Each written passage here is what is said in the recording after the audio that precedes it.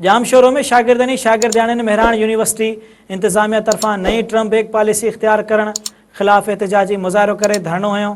समय शागिर्दनी शागिर्दियाणियुनि Tahir Dashti, Rahil sorrow, Mir भुगटी, Nadeem नुनारी, SC2 अॻियां एहतजाजी मुजाहरो करे धरणो हणी इंतजामिया खिलाफ नारेबाज़ी कई।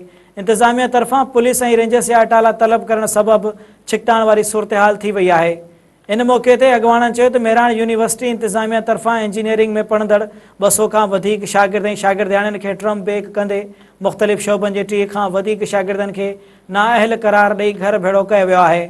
उन्हनि चयो त कंट्रोलर ऑफिस पारां मरनी ई शोबनि जे इम्तिहानी नतीजनि खे मद्देनज़र रखंदे लॻापियल शोबनि जे सरबराहनि खे अहिड़ी कार्रवाइनि जूं लिस्टूं उमाणे ट्रम्प बेग पॉलिसी तहत शागिर्दनि शागिर्दियाणियुनि जी हाज़िरी घटि हुजण, गैर हाज़िर रहण जी सज़ा ॾींदे सेमेस्टरनि में फेल थियण ऐं 2 महीननि जे समर सिस्टम में बि फेल थियण जी शिकायतुनि ते शागिर्दनि खे ट्रम्प बेग कयो वियो आहे।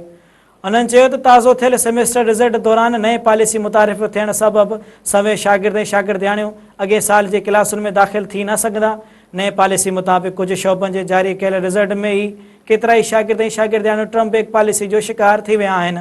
शागिर्द अॻवाननि वधीक चयो त यूनिवर्सिटी जे पुराणी पॉलिसी तहत कंहिं बि 2 कंसिडर्ड सब्जेक्ट्स में फेल थियण ते शागिर्दनि खे ट्रम्प बेग कयो वेंदो हो।